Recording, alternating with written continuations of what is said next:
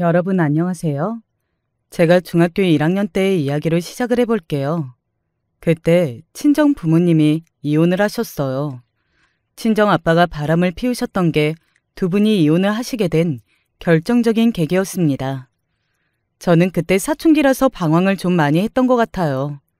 친구들이 입에 부모님이라는 단어만 올려도 심장이 두근두근 거려서 화제를 돌리기 위해 잔머리를 미친 듯이 쓰고는 했습니다. 저는 그런 것에 워낙 예민한 아이였던 듯 싶네요. 그러다가 우연히 옆반에 어떤 애가 저희 집 사정을 우연히 알고서 저를 떠봤었죠. 야, 너 작년에 부모님이 이혼하셨다면서? 그거 진짜야? 뭐? 갑자기 그게 무슨 소리야? 누가 그랬는데? 어디서 듣고 이러는 거야? 우리 엄마가 그러던데? 부모님 이혼하셨다는 거 아니야? 그럼 우리 엄마가 잘못한 건가? 이런 상황이 뭔지 아시나요? 맞다고도 못하고 아니라고도 못합니다. 진퇴양난이었던 것이죠. 저는 얼굴에 열이 오른 채로 아무 대답도 못한 채 자리를 떴고 은근하게 소문이 퍼졌어요. 제가 이혼 가정의 자식이라는 이야기가 말입니다. 사실 그게 뭐 대단하거나 신기한 일도 아니었고 따라서 잠깐 흥미로운 소문이 되었을 뿐 아무도 진지하게 그걸 파고들지 않았어요. 하지만 저는 그 사안에 대해 굉장히 예민한 아이였기 때문에 혼자 피해의식에 시달리며 모두가 저를 우습게 여기고 깔본다는 생각을 자꾸만 하게 됐습니다. 방금 쟤네들 내 쪽을 보면서 수근거리지 않았나? 설마 내 욕을 하는 건가? 별것 아닌 상황에서도 저는 피해의식을 한껏 발휘하며 나를 세웠습니다. 저를 이렇게 만든 친정 부모님의 이혼이라는 선택이 근본적으로는 원망스럽고도 싫었죠. 이래서 부모라는 존재는 의도하지 않더라도 자식에게 상처를 쉽게 남기게 되는 법이라고 하나 봅니다. 못나디 못난 속을 끌어안고 지냈던 저는 자연스레 방황하는 애들하고 어울려 놀게 되었어요. 그러면서 더욱 엇나갔던 것이죠. 변명 같지만 어쨌든 그 나이는 호르몬에 지배되어서 이성적인 사고방식이 어려울 때였으니까요. 제가 어느새 공부는 뒷전이고 세상에서 제가 가장 불행하고 불쌍한 아이라는 착각을 단단히 한 채로 방황을 이어가고 있었을 때 저와는 다른 길을 걷던 사람이 있었습니다. 그 사람은 바로 제 친정 언니였어요. 친정 부모님의 이혼 당시 저는 중학생이었지만 언니는 고등학생이었죠. 그 시절은 새벽 같은 이른 아침부터 자정이 가까운 늦은 밤까지 학교에 박혀서 공부를 하던 시절이었거든요. 그래서 언니는 하루 종일 학교에서만 살았어요. 두 분이 이혼을 하셨다는 것도 나는 별로 체감이 안 되네. 학교에서만 하루 종일 시간을 보내고 주말에도 독서실에 나가니까 나는 온통 일상이 공부뿐이야. 아무리 중학생과 고등학교 사이에 차이가 꽤 있다고는 해도 말이죠. 저희 자매는 타고난 성향이라는 것 자체가 많이 달랐던 것 같아요. 언니는 차분하고 내성적인 성격인데 이건 아주 어렸을 때부터 그랬습니다. 저는 남의 평가와 시선에 연연하면서 지레 겁을 잡아먹고 가시를 세우고 예민하게 주위를 살피는 아이였는데 반면 언니는 무던하게 매사에 일에 일비하지 않는 스타일이었어요. 그랬으니까 부모님의 이혼이라는 큰 사건을 겪고 나서도 흔들리지 않고 공부나 할 생각을 계속했던 거겠죠.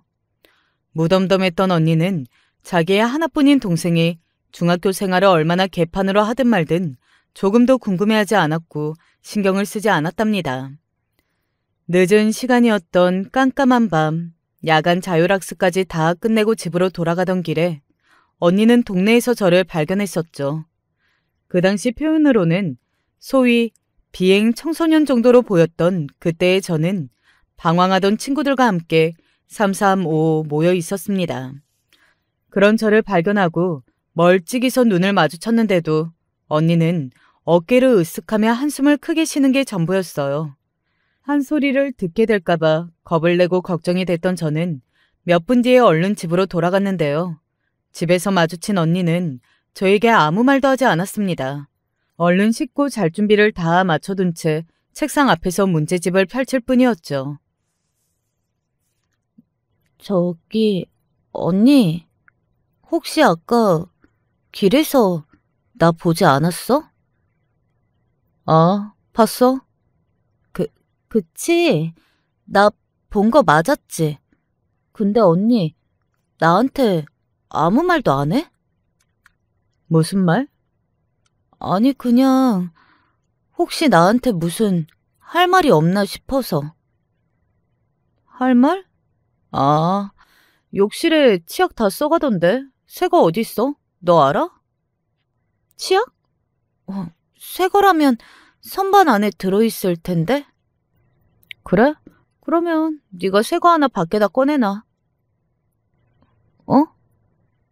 나한테 할 말은 그게 다야? 또 그러면 무슨 말을 해야 하는데. 문 닫고 나가. 나 자기 전에 50문제 풀고 자려면 지금부터 되게 바빠. 저는 멋쩍어서 조용히 언니 방의 문을 닫고 나왔습니다. 머쓱해서 자꾸 머리를 매만지게 됐죠. 친정 엄마가 저 쓰라고 화장대 위에 용돈을 올려놓고 가신 게 눈에 들어왔습니다. 이혼 후에 엄마는 뭘 하시는지 모르겠지만 바쁘신 듯 하였어요. 친정 아빠가 바람을 피우신 것 때문에 이렇게 된 것이었으니 아마 마음의 상처가 너무 깊어서 그걸 잊기 위해 이런저런 외부 활동을 하시는 것으로만 생각하고 그리 알고 있었습니다. 그러는 동안에 방황하던 사춘기 소녀는 혼자 멋쩍게 머리나 매만지고 있었던 것이지요. 무슨 집이 이래? 내가 어떤 사고를 치든 관심도 안 줄 것 같아. 차라리 우리 집이 이혼가정이라고 뒤에서 조롱해 댔던 윗반의 그 나쁜 년이 나한테 관심은 더 많을 것 같네. 엄마도 언니도 그리고 이혼해서 집 나가신 아빠도 아무도 나한테는 관심이 없구나. 화장대 위에 용돈을 챙기면서 우울해서 혼자 길게 중얼거렸는데 몇 분 후에 언니가 방 안에서 시끄럽다고 짜증을 내는 소리가 들려왔습니다. 그게 전부였죠. 저는 얼마 뒤에 그 용돈으로 화장품을 샀고 친구들과 노래방을 갔습니다. 공부는 여전히 뒷전이었어요. 조용히 공부에만 매진하던 언니는 대학을 무척이나 잘 갔습니다. 좋은 대학을 갔고 재학 도중 교환학생 프로그램을 통해서 유럽으로 가겠다고 하였죠. 유럽으로 가고 싶다고? 거기서 학교를 다니겠다고? 아휴, 거기가 어디라고 가? 뭘 한다고 거기까지 가려고 해? 안 가도 되는 거잖아. 유럽이 얼마나 멀고 낯설고 위험한 곳인데. 아무 유럽이나 가겠다는 것도 아니고 독일이에요. 선진국이니까 가서 인종차별을 당하고 험한 꼴을 볼지언정 쥐도새도 모르게 비명 행사하는 일은 없겠죠. 허락해 주세요. 교환학생을 가겠다고 언니가 그랬을 때 저는 입이 떡 벌어졌고 엄마는 고개를 흔드셨습니다. 무뚝뚝한 얼굴로 그런 대단한 발언을 이어가는 언니가 신기했고 놀라웠어요. 글쎄, 별로 내키지가 않는구나. 굳이 거기서 공부를 안 해도 너는 여기서 충분히 잘하는 앤데 굳이 교환학생이라는 이력까지 추가를 해야겠니? 엄마가 허락을 안 해주셔도 저는 어쨌든 갈 거예요. 뭐야? 그럼 대체 나한테 허락해달라는 말은 왜 했어? 그거야. 교환학생 이야기를 알려는 드려야 하니까 예의상 드린 말씀이었죠. 잘 다녀올게요. 제 입은 더 벌어질 수 없는 데까지 벌어진 뒤였습니다.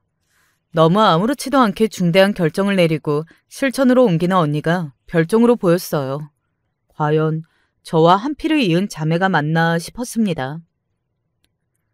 너는 성격도 내성적이고 조용하면서 웬 독일 유럽까지 가겠다는 건지. 하긴 어쨌거나 네가 강단도 있고 배짱도 넘치기는 하지. 언니의 결정에 기가 막혀 하셨던 엄마는 자식 이기는 부모 없다고 하시면서 끝내 고개를 끄덕여 주셨습니다. 그리고 언니가 필요한 지원을 다 해주셨고요. 지원이라고 한다면 당연히 금전적인 부분이었답니다. 남편과 이혼해서 두 딸을 혼자 키우는 여자. 이렇게만 보면 뭔가 서글프고 궁핍해 보이지만 실상은 그렇지 않았죠. 자식들에게 들어갈 돈을 친정 아빠는 매달 보내주셨기 때문입니다. 친정 부모님 두 분이 이혼을 하시고 아빠가 집을 나가시고 그러고 나서 거의 반년 이상이 지나고 나서야 엄마가 매달 돈이 들어오니까 라는 정도의 언급을 처음 하신 적이 있었는데요. 그걸 듣지 않았더라 하더라도 저는 아빠가 돈을 보내주셨다는 것을 알고 확신했을 겁니다. 경제적으로 쪼들리지 않았기 때문은 아니에요. 그걸 보고 아빠가 돈을 보내주셨을 거라고 생각했을 게 아니라 애초에 아빠가 워낙 능력이 출중한 분이시라는 걸 잘 알고 있기 때문에 금전적인 부분을 유추해낼 수 있었던 것이죠. 그런 배경을 둔 덕에 언니가 교환학생 프로그램이라는 것도 계산기 두드리지 않고 도전해 볼 수 있었던 것인지도 몰라요. 서양 사람들은 되게 활발하고 외향적이고 말도 거침없이 하지 않나? 그런데 그런 곳에 언니가 대체 어떻게 학교를 다니고 여행까지 다니겠다는 거야? 믿어지지가 않네. 언니가 출국을 한 뒤 저는 걱정 반, 의문 반으로 그렇게 말을 뱉었으나 다시 곰곰이 생각을 해보니까요. 제가 워낙에 언니하고 안 친하고 성격의 결도 다른지라 언니가 진짜로 어떤 인물인지 자세히 모르고 있다는 생각이 들더라고요. 어찌 보면 남보다 먼 것 같았습니다. 그런 저를 꿰뚫어 보고 계셨던 것인지 엄마는 이렇게 말씀하셨죠. 너희는 자매인데도 참 달라. 그치? 암만 해도 네 언니는 친탁을 한 게 분명해. 그러니까 겁도 없이 유럽이 어디라고 혼자 척척 가버리지. 너는 친탁을 워낙 안 해서 네 언니하고는 다른 거야. 친정 아빠가 공부를 잘하셨어요. 듣기로는 워낙 유년 시절부터 영특했다는 평가를 받으셨다고 하더라고요. 기본적으로 머리가 비상하고 성격이 차분한 듯하면서 대범하고 과감한 분이 바로 아빠이셨던 것이죠. 원래 친가 집안이 아주 넉넉하게 잘 살지는 못했어요. 형제들 모두가 누릴 거 다 누리고 살 수는 없었죠. 그래서 선택받은 한 사람이 바로 아빠이셨습니다. 집안의 모든 투자, 지원, 그리고 기대까지 다 받으며 성장하셨고요. 성공이라는 결과물도 당신의 가족들에게 다 보답을 하셨습니다. 이런 분이셨으니 아빠는 원래 결혼을 되게 잘난 집안의 고명따라고 하시려 했다네요. 근데 운명이 아니었는지 결혼을 준비하고 있었으나 뭔가 상황이 자꾸 안 맞아서 결국 파혼이라는 결말이 났던 거예요. 그 후로 아빠는 열심히 일에만 매진하며 지내느라 시간을 좀 흘러보내셨고 남들보다 결혼을 살짝 늦게 하셨습니다. 아빠의 지인이 외삼촌의 지인하고 아는 사이였다는 건데요. 어쩌다가 우연히 아빠와 엄마 두 분 사이에 다리를 놓았었죠. 친가에서는 엄마를 무척 반대하셨지만 결국은 두 분이 결혼을 하셨습니다. 제가 초등학교 저학년 때까지만 해도 엄마가 시집살이를 엄청 당하고 사셨어요. 친할머니뿐만 아니라 고모들이 엄마를 못마땅하게 여기셨거든요. 당신들의 눈에는 엄마가 안 찬다는 이유 고작 그것 때문에 말이에요. 내가 그런 서름 가득한 시간들 다 보내고 다 이겨내고 헌신적으로 내 조까지 다 했는데 바람? 불륜? 암만 생각해도 어이가 없어. 이래서 사람은 믿을 게 못 된다고 하나 봐. 엄마가 울분에 차실만 했죠. 가슴에 큰 상처를 입으신 거예요. 그렇기에 이혼 이후 당신 스스로를 챙기시는 것만으로도 벅차셨을 것이라는 점을 저는 어떻게든 이해를 해보려고 했던 듯 싶네요. 못난 사춘기 시절이라고 하게 되었던 방황이었지만 다 지나고 나서 그때를 가만히 돌아보면 심적으로 방황이 되어서 그랬다기보다는 사실은 관심과 애정이 너무 고파서 그걸 받고 싶은 마음에 일부러 방황을 이어가려던 심리가 강했던 듯 싶더라고요. 하지만 각자 도생이었다는 것을 저는 너무 늦게 깨달았네요. 고등학교에 올라가자마자 솔직히 바로 후회했었어요. 내가 왜 되도 않게 똥폼을 잡으면서 방황을 즐기고 다녔을까? 왜 막 나가는 애들하고 어울려 놀았을까? 그럴 시간에 공부 좀 할걸. 차라리 만화책이라도 읽을걸. 왜 나는 내 인생에 하등 도움이 안 되는 개짓거리로 중학교 시절을 날린 거야? 후회돼서 미치겠네. 어디 가서 따질 수도 없잖아. 내 선택이고 내 잘못이었으니까. 명문대학교 재학생인 언니가 때마침 유럽으로 교환학생을 떠나자 저는 요즘 말로 멘붕이었습니다. 정신 상태가 와르르 무너졌다는 것이었죠. 방황하며 놀았던 과거가 창피하고 쪽팔려서 누구한테 말도 못했습니다. 이제 와서 공부를 하고 싶은데 문제집만 펼치고 나면 까막눈이 돼서 공부에 시작도 못하고 있다는 사실을 누구한테도 밝히고 상담할 수가 없어서 가슴 아리를 했어요. 맨땅에 헤딩을 하는 게 당시에 저였을 겁니다. 머리를 잡아 뜯어가면서 어떻게든 공부를 해봤죠. 노력은 배신을 하지 않는다는 아주 그럴싸한 표어를 책상 모서리에 적어놓고서는 열심히 공부를 했습니다. 그리고 어떤 결과가 나왔을까요? 바야흐로 대학 입학시험 날이 왔고요. 그날 기적은 일어나지 않았습니다. 수능 대박인지 않는 그런 거 제법 흔하게 일어나는 기적 아니었어? 시험지를 붙잡고 저는 손을 떨었습니다. 왜 행복한 기적은 남들에게만 일어나는 걸까 싶었네요. 미친 듯이 노력을 해보았으나 결과는 냉정하기만 했습니다. 그리고 친정엄마의 반응은 상상 이상으로 냉정했고요. 너는 이걸 시험 결과랍시고 낸 거니? 너 정말 해도 해도 너무한 거 아니야? 저도 수능 망한 거 알아요. 죄송하게 생각해요. 그치만 엄마가 언제부터 저한테 이렇게 관심이 많으셨다고 그래요?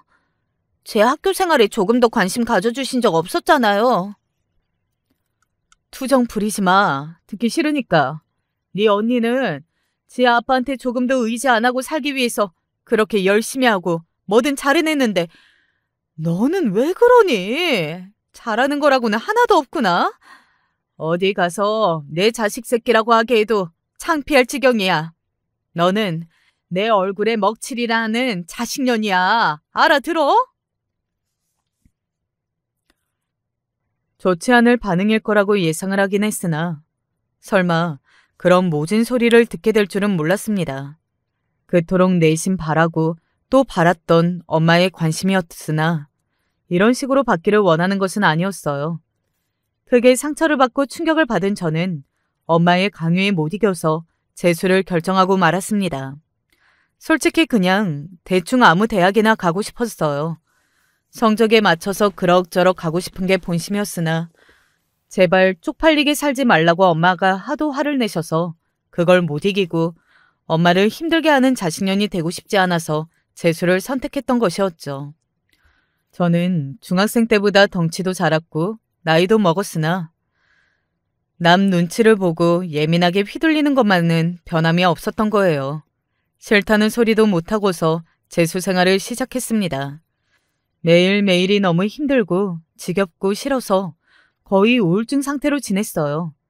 재수학원에서 코피와 눈물을 동시에 쏟으며 문제집을 푼 적도 있었습니다. 그런데 중도에 포기하면 이 지겨운 재수 생활을 더 길게 해야 할 수도 있다는 공포심이 밀려와서 그 덕에 문제를 계속 풀어갈 수 있었던 것 같네요. 정말 간신히 그럴싸한 4년제 대학을 붙을 수 있었죠. 엄마는 저에게 노력이 부족했다고 그러셨습니다. 너는 그 비싼 재수학원에 다녀놓고 꼴랑 간다는 대학이 그 정도밖에 안 돼? 아휴, 날로 먹었구나. 얼마나 탱자 놀았으면 이럴까. 제가 중학교 시절을 날려먹어서 공부에 기초가 부족했다는 점, 그리고 친정 아빠와 언니와는 다르게 영특하지 못하고 공부 쪽으로 머리가 돌대가리라는 점. 이런 것들을 친정엄마 앞에서 다 털어놓고 싶었던 게 본심이었으나 그냥 꾹 참았어요. 제 스스로가 돌대가리라고 생각한다면 그럼 그 돌은 어디서 유전이 됐겠나요? 당연히 외탁이었죠.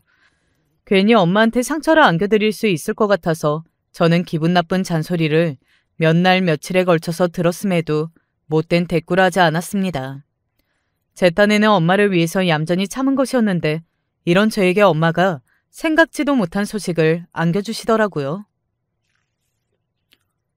엄마, 좀 아까 누구 차를 타고 오신 거예요? 운전석에 그 아저씨는 누구예요?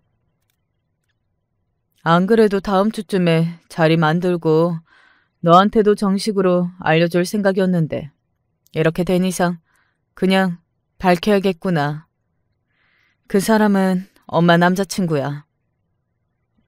네? 뭐라고요? 누구 남자친구라고요? 너는 뻔히 들어놓고서 사람 민망하게 왜 그러니? 엄마 남자친구, 내 남자친구라고. 원래 좀 알고 지냈는데 좋은 마음으로 만나게 된 건 이제 10개월 정도 됐어. 1년 채울 날도 얼마 안 남았구나. 10개월이요? 오래 만나셨다고 해야 할지 아니라고 해야 할지 모르겠네요. 제가 재수학원에서 그러고 있을 때 엄마는 연애를 하고 계셨던 거예요? 네가 재수학원에서 지냈던 거랑 엄마가 남자친구 사귄 거랑 전혀 상관없고 문제가 없는데 너는 표정이 왜 그래? 네가 공부한다고 고생하면 이 엄마도 똑같이 힘들어야 했다는 거야? 그렇다고 하기에는 네가 대학을 엄청 잘 간 것도 아닌데 하여간 빈수레가 요란해. 엄마, 그런 게 아니라요. 저는 그냥 엄마한테 남자친구가 생길 줄은 몰랐어요. 정식으로 진지하게 교제하시는 분이 생긴 거라고는 예상한 적이 없었기 때문에 좀 갑작스러울 뿐이에요. 제가 당황하는 것도 엄마는 이해를 못 해주세요? 제 입장에서는 충분히 당황스러울 수 있는 거잖아요. 나는 네가 당황한 일이 뭐가 있는지 잘 모르겠구나. 아무튼 시간 내서 자리 만들고 인사를 나누든지 그렇게 할게. 네가 불편해서 싫다고 하면 어쩔 수 없는 거고. 굳이 너한테 강요를 할 생각은 없어. 재수학원이나 그렇게 강요를 안 해주셨으면 얼마나 좋았을까요? 저는 짜증스럽게 저를 바라보시는 엄마의 눈빛을 보며 속으로 서글퍼졌습니다. 제 스스로 배신감을 느끼고 말았다는 사실도 깨닫는 중이었죠. 사춘기 시절 무척이나 크게 영향을 받았던 충격적인 사건이었던 친정 부모님의 이혼은 아빠 쪽에서 바람으로 원인을 제공하신 것이었기 때문에 저는 무의식적으로 아빠는 끔찍한 가해자이며 엄마는 무고한 피해자라는 생각을 늘 가지고 있었어요. 엄마가 얼마나 저를 방치하시든 당신의 온전한 일상을 즐기시느라 집에 안 붙어 계시든 어쨌든 고결하신 분이고 아빠와는 달리 자식들을 가장 최우선으로 가슴속에 여기고 계신 줄로만 알았습니다. 엄마의 이성 문제로 제가 신경을 쓸 일은 제 평생에 없다는 생각을 은연중에 하고 있었습니다. 그래서 충격이었던 것 같아요. 진지한 감정으로 남자친구를 만나고 있다고 말씀하시는 엄마 앞에서 저는 왠지 모를 허무함을 느꼈죠. 엄마가 만약에 그분하고 재혼을 하시면 정식으로 부부가 되시면 그럼 그분이 나한테 새아빠가 되는 거야? 그렇게 생각하니까 너무 기분이 이상하더라고요. 그리고 제가 한 가지 깨달은 점은 부부는 이혼을 하면 남이 되어 각각 분리가 되지만 이혼과 상관없이 부모 자식은 계속 부모 자식 관계라는 점이었어요. 두 분의 이혼 이후 1년에 한 번, 많으면 3번 정도로 저는 아빠와 안부를 주고받았습니다. 저는 그걸 아주 형식적인 것이라고 생각을 해왔고요. 아빠가 만나자는 이야기를 꺼내오신 것을 저는 떨떠름하게 들었습니다. 좋은 식당에 가서 같이 밥을 먹자고 하셨어요. 너희에게 소개시켜주고 싶은 사람이 있어서 그래. 목적이 분명하게 있었습니다. 왜냐하면 아빠는 정식적으로 재혼을 앞두고 계셨거든요. 3년 정도 교제를 해오신 분과 사실혼 관계에 있는데 아예 혼인신고를 할 거라는 아빠의 말씀을 듣고 머리가 멍해졌네요. 아빠가 재혼을? 그러면 재혼하신다는 아줌마가 나한테는 뭐가 되는 거지? 설마 새엄마인가? 어쨌거나 이혼과 상관없이 저는 아빠의 자식이었고 아빠가 재혼을 하신다고 해도 저는 변함없이 친자식이라는 당연한 사실이 그제서야 피부로 와닿더라고요. 만약에 엄마의 남자친구 이야기를 먼저 접하지 않았다면 아빠의 재혼 소식에 기분이 확 가라앉았을지도 모르는 일입니다. 저는 원체 이런 문제에 예민한 성격이었으니까요. 하지만 엄마가 먼저 저에게 충격이라는 한 방을 먹여주셨기 때문에 그나마 차분하게 아빠의 이야기를 들어드릴 수 있었던 듯 싶네요.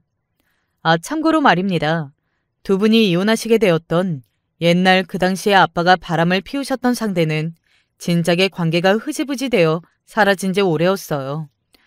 두 분이 정식으로 이혼을 끝내시기도 전에 그 관계는 진작에 정리가 되었던 것으로 말입니다. 그러니 아빠가 정식으로 재혼을 결심하신 분은 옛날에 그 상대하고는 조금의 연관도 없었고요. 나아가 엄마보다 3살 아래 그리고 이전 결혼 생활에서 얻은 아들 하나가 있다는 게 그분에 대한 기본적인 정보였네요. 달갑지 않았어요. 솔직히 별로 만나보고 싶지가 않았죠. 어차피 재혼은 이미 결정이 다 나 있고 자식의 인정과 축하를 받고 싶다는 의도인 것이 뻔히 보이는데 굳이 제가 좋은 걸 얹어드리고 싶지는 않았거든요. 그렇게 제가 삐쭉삐쭉 모난 가시를 마음속에 세우고 있었고 아빠는 그런 저를 억지로 설득해내실 재간이 없어서 한숨만 내쉬고 계셨죠. 하지만 그때 변수가 일어났으니 제 친정언니 말이에요. 언니가 그때 결혼을 전제로 연애 중이었던 거예요. 아빠가 재혼하신 분을 소개해 주려고 자리를 만들고 싶어 하신다고? 마침 잘 됐는데? 나는 지금 만나는 남자친구하고 결혼할 생각이 있거든. 그러면 어쨌든 아빠한테 남자친구를 보여드려야 하잖아. 이참에 한 방에 해치우면 되겠다. 남자친구도 우리 집 상황을 이해하는 게 그럼 더 금방 되겠지. 나는 별로 그 자리에 안 나가고 싶어. 왜? 네가 뭐 사춘기 애야? 감정적으로 너무 그러지 마. 철없어 보여. 언니는 매사에 이성적이어서 좋겠다. 너도 사는 것보다야 나는 나로 사는 게 더 좋기는 하지. 쓸데없이 감정 앞세우지 말고 얌전히 참여할 생각이나 해. 내가 싫다고 하면 나 그냥 빠져도 되는 거지.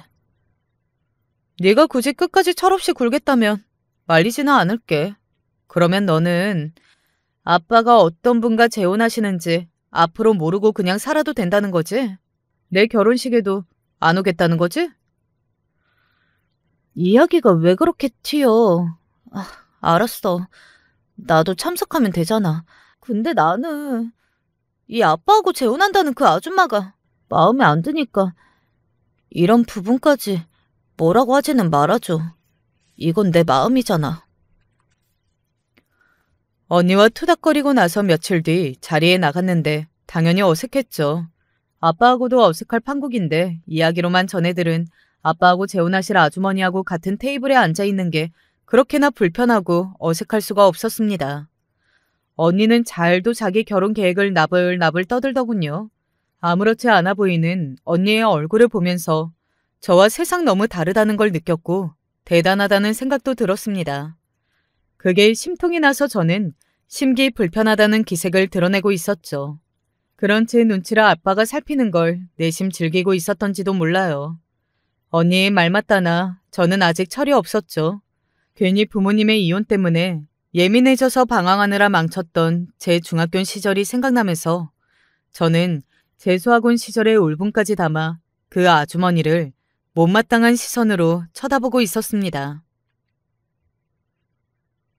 아들 하나 있다더니 왜 안 데리고 나왔대? 크게 뭐 하는 일도 없는 사람이라지? 한마디로 집안 배경 없는 사람이라잖아. 분명히 우리 아빠의 재산을 노리고서 접근한 거겠지. 두 분이서 재혼을 하든 말든, 그래서 행복하게 살든지 말든지 알아서 하라고 해. 나는 관심 안 둘 거니까. 제가 속으로 그렇게 투덜거리고 있을 때였습니다.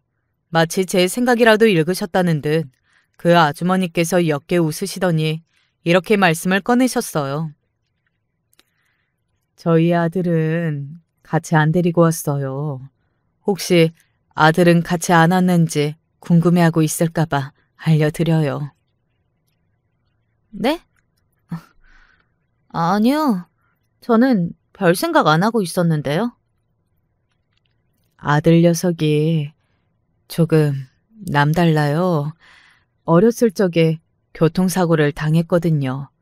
그때 후유증으로 지능이 어린아이 수준에 영영 머무르게 되었어요. 그리고 한쪽 다리도 걷는 게 살짝 불편하고요. 생각지도 못한 이야기를 듣고 난 저는 깜짝 놀라서 저도 모르게 언니와 마주보았고, 그런 다음에 친정 아빠 쪽을 쳐다보았습니다. 왜 진작 이런 중요한 부분을 언지를 안 해주셨을까 싶었네요. 아빠는 어딘가 씁쓸하면서도 따스한 미소를 저에게 지어주실 뿐이었어요. 아주머니의 아들 이야기를 듣고 저는 괜스레 민망해졌던 것 같아요.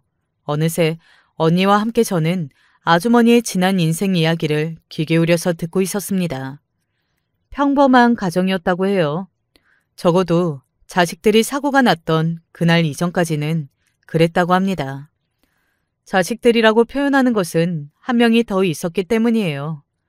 어린 형제가 멀쩡히 초록불의 횡단보도를 건너고 있었는데 대낮부터 술을 마시고 운전대를 잡은 어떤 미친놈 때문에 비극이 벌어졌습니다. 동생은 그 자리에서 숨을 거두었고 형은 살아남았으나 정신적으로, 육체적으로 커다란 후유증을 앓은 채 남은 평생을 살아가게 되었어요. 그냥 콱 혀 깨물고 죽을까도 생각했었네요.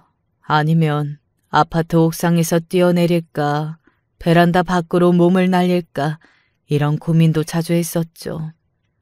하지만 불쌍한 내 새끼.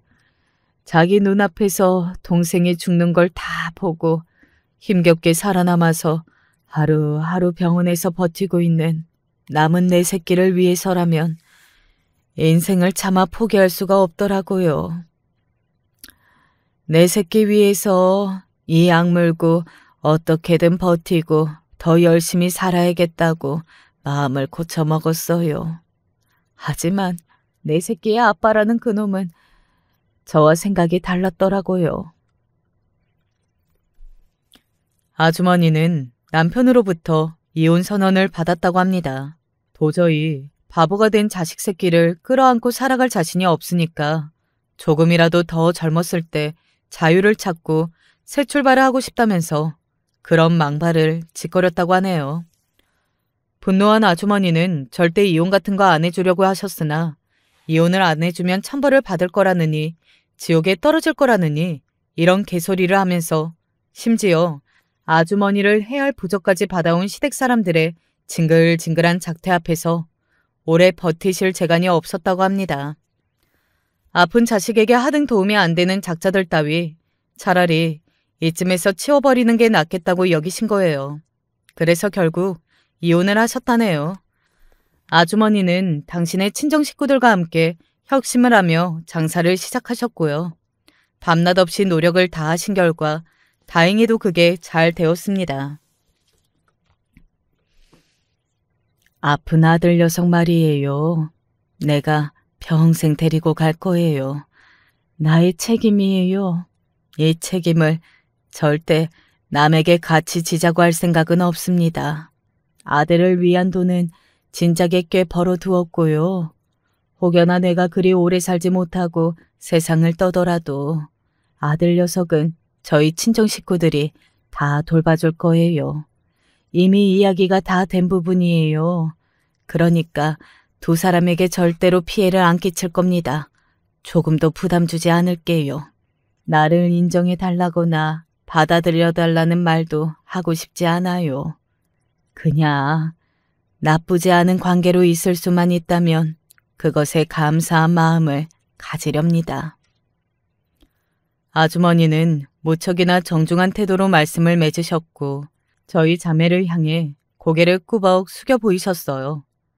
그런 아주머니를 바라보시는 아빠의 얼굴에서 저는 편안한 기운을 읽을 수가 있었죠.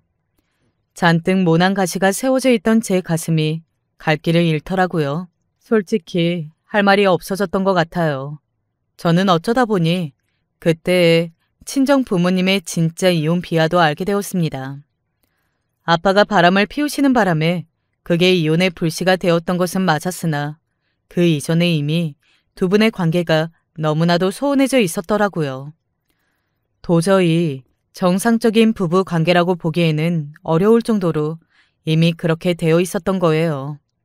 그것이 아빠가 바람을 피우셨다는 것에 대한 면죄부가 될 수는 없었으나 제 가슴 속에 오래된 원망이라는 이름의 응어리가 조금은 풀리는 느낌이 들었습니다. 아빠와 아주머니는 함께 식사 자리를 가졌던 이후 3개월여가 지나서 정식으로 재혼을 하셨습니다. 엄마는 남자친구와 만남을 이어가고 계셨고요. 언니는 얼마 후에 결혼을 했어요. 결혼식을 올리고 한 달도 안 지나서 미국으로 건너갔습니다. 형부가 미국에서 상상 초월의 연봉을 받으며 거대 기업을 다니고 있던 능력자였거든요. 물론 형부의 집안 자체도 엄청 대단하고요. 엘리트 집안이에요. 언니 또한 보통 내기가 아니니까 그런 집안에서 난 형부 같은 능력자와 결혼한 것이었겠죠. 저는 그냥 평범한 직장인이었습니다. 널리고 널린 중소기업에 다니는 직장인 말이에요. 이런 저에게 엄마는 화를 내셨죠. 너는 집안의 돌연변이야 뭐야? 다들 자기 대학 간판보다 더 나은 곳에 취업을 하려고 아등바등 그러고 지내는 게 요즘 청년들이라고 하는데 너는 왜 네가 나온 대학 간판보다 별로 수준이 안 높아 보이는 곳에 취직을 했니? 엄마, 죄송하지만 제 수준에서는 이게 최선이거든요. 더 좋은 곳 어차피 저는 못 가니까 바라지 마세요. 얘가? 너 이제 아주 그냥 발전하려고 노력을 하는 신용조차 안 하기로 했구나. 엄마도 똑똑하고 잘난 거 아니시면서 자꾸 저한테 뭐라고 하지 마세요. 뭐야? 아휴, 네가 이제는 엄마한테 말도 막 뱉네? 그래, 너 마침 말 잘했다. 엄마는 남자친구가 세무사잖아. 이혼했지만 네 아빠는 말할 것도 없이 잘 나가는 인물이었고 너도 이 엄마 보면서 뭐 배우고 느끼는 게 없니? 결혼을 잘해야 돼. 남자를 능력이 있고 재주가 있는 놈으로 잘 만나라는 말이야. 자꾸 그렇게 별 시답지 않은 놈하고 만나서 엄마 속 뒤집어 놓지 말고. 엄마는 나한테 진짜로 관심도 없으면서 왜 이러세요? 그냥 제가 못난 자식이라는 점이 못마땅하신 것뿐이잖아요. 저도 이제 다 컸는데 이런 식으로 뭐라고 하시는 거 진짜 달갑지 않아요. 저는 강한 척을 하면서 신경질적으로 대꾸를 했으나 속으로는 그렇지 못했어요. 엄마의 잔소리라 엄청 신경 쓰고 있었고 주변에서 저를 어떻게 볼지를 걱정하고 있었으며 언니도 결혼을 무척 잘했으니까 저도 결혼해서 많이 부족하면 안 될 것 같다는 생각을 하고 있었죠. 저는 대학 때 만난 남자친구하고 그럭저럭 잘 사귀고 왔는데 엄마는 마음에 안 들어 하셨습니다. 학벌이 별로인데 집안도 별로이고 인물도 별로라서 삼박자가 다 떨어진다는 것 때문이었죠. 제가 이 남자친구하고 서로 소원해져서 헤어진 뒤 엄마는 잘 되었다는 말씀을 하시면서 절대 능력 없는 남자는 만나지 말라고 하셨습니다. 집안이 조금 부족한 것이 학벌이 조금 부족한 것보다 낫다고 보셨고요. 머리가 좋고 자기 능력이 뛰어나며 이왕 지사 외모까지 따라준다면 이세의 얼굴 걱정도 덜 수 있다는 구체적인 엄마의 의견을 겉으로는 무시하는 척했으나 저는 속으로 담아두고 있었습니다. 제가 새로 남자친구를 만나게 되었다는 것에, 그러니까 엄마의 영향이 아예 없었다고는 말을 할 수가 없는 것이죠. 결혼을 전제로 만났던 것이었으므로 편의상 예비 신랑이라고 칭하겠습니다. 예비 신랑은 자타공인 명문으로 꼽히는 대학교를 나온 뒤에 우리나라 사람이라면 다 아는 유명한 기업에 다니고 있던 인재였습니다. 키도 제법 큰 편이었고요. 얼굴도 준수하였어요. 객관적인 조건이 이러하니 당연하게도 인기가 많은 남자였습니다. 집안은 그럭저럭이었어요. 예비 시댁 집안에서 예비 신랑이 가장 잘된 인물이었고요. 이런 부분에서 저는 제 친정 아빠가 연상이 되더라고요. 일찍부터 될성부를 떡잎이라는 걸 알아보고 그 가족들이 모든 지원을 다 몰아주었다는 점에서 동일했으니까요. 그리고 아빠는 당신이 받으셨던 지원의 수십, 수백 배를 보답으로 토해내셨을 만큼 성공을 거두셨고요. 자연스레 예비 신랑도 더욱 창창한 앞길을 걷게 되지 않을까 하는 상상이 되었습니다. 그런데 아무래도 아빠하고는 여러모로 차이점이 있었더라고요. 예비 신랑이 일남 삼녀 집안의 유일한 아들이었던 거예요. 그리고 예비 시어머니께서는 소위 아들 타령을 즐겨 하시는 분이었고요.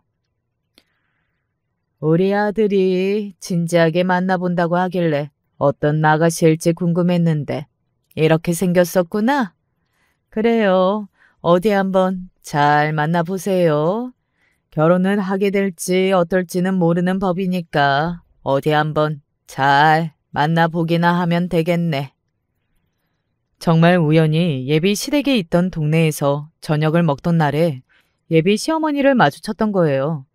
얼떨결에 인사를 드렸는데 그분은 인매로 웃음을 지으면서도 눈만은 부리부리하게 뜬 채 전혀 웃음기 없이 저를 응시하고 계셨습니다. 그러더니 저를 머리부터 발끝까지 천천히 다 훑어보셨는데 저는 그 시선에 제가 해부를 당하는 것만 같았어요. 그 순간이 너무 갑작스러워서 당황했던 저와는 다르게 예비 신랑은 환한 웃음으로 신나 있었죠. 엄마, 갑자기 이렇게 엄마 보니까 신기하고 너무 좋다. 엄마, 저녁은 먹었어? 우리는 방금 먹고 나왔는데 고기덮밥 맛있더라. 우리 엄마가 해주는 것만큼은 아니지만. 저는 예비 신랑의 발언에 제 두 귀를 의심했다가 잠시 후에는 두 눈을 의심하게 되었습니다. 왜냐하면 예비 시어머니께서 당신의 아들에게 다가가 엉덩이를 손으로 두드려셨기 때문이에요.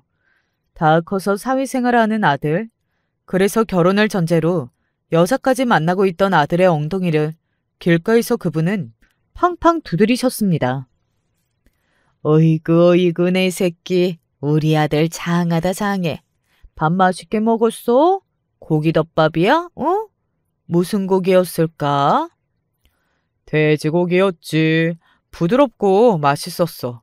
아이, 근데 엄마, 길에서 왜 이래? 여자친구도 보고 있는데. 왜 돼지를 먹었어? 소를 먹어야지. 우리 아들 요새 회사 일 힘들다고 하더니 얼굴 다 상한 것 좀 봐라.